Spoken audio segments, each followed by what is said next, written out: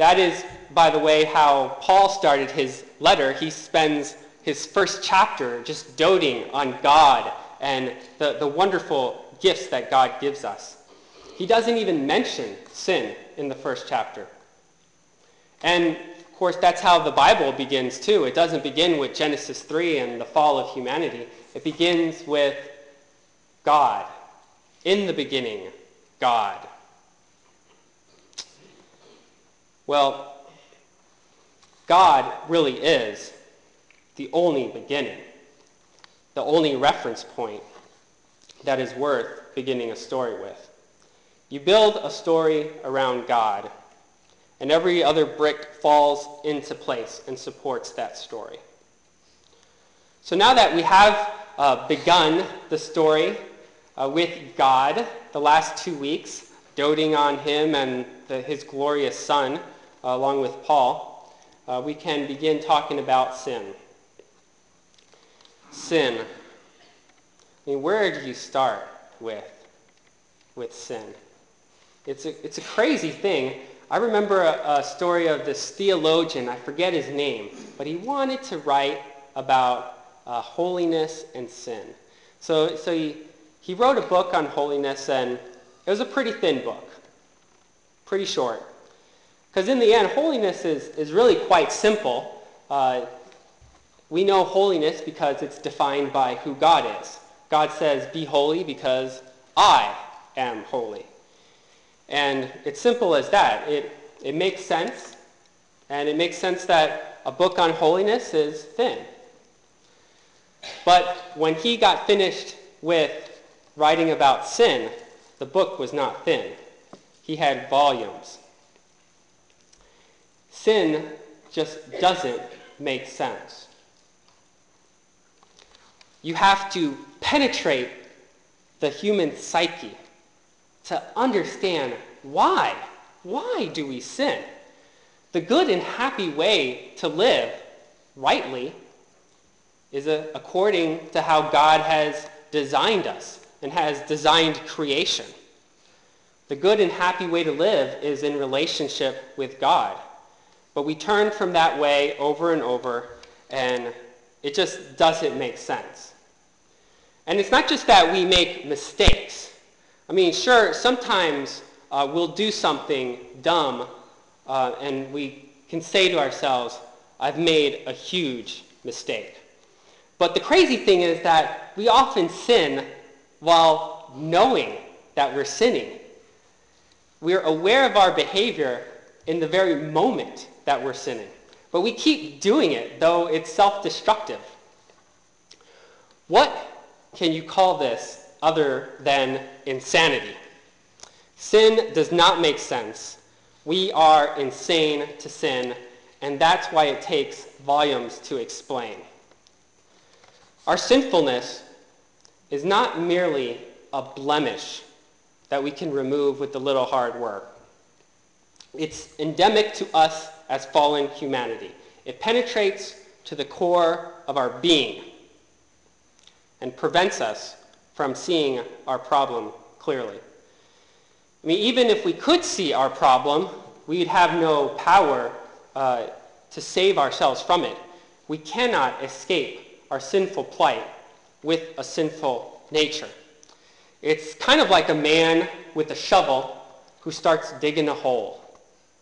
And after a while, he finds himself inside the hole, and he thinks to himself, well, I'll just take this shovel and dig my way out.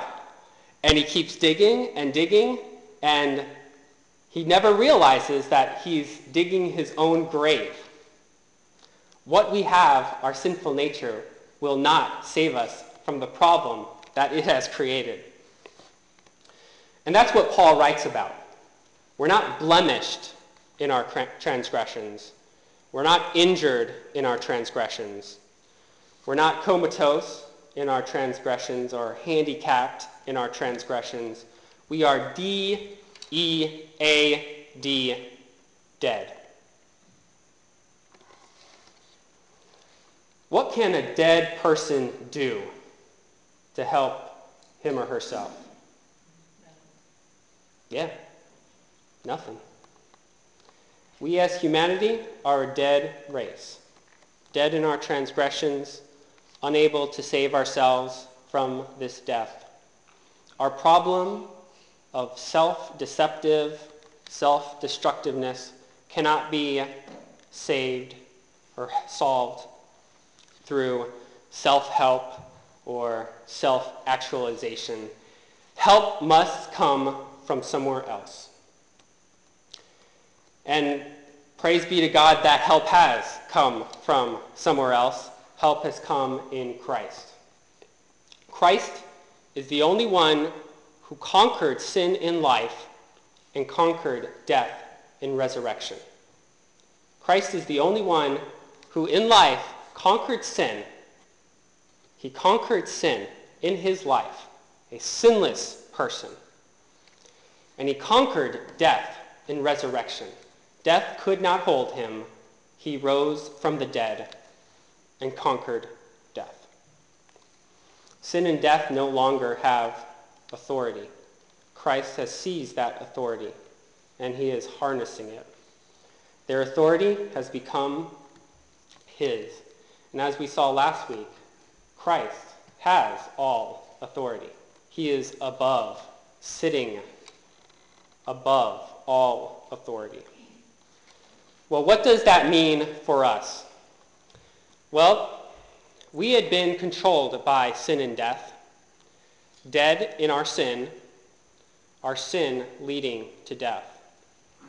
But God has raised us from that deadly state to new life with Christ. New life with Christ. Notice again the centrality of Christ in this new life. This new life is described as with Christ. If you return to the passage, you see it. Verse 5. God made us alive with Christ. God raised us up with Christ. This new life makes no sense without Christ.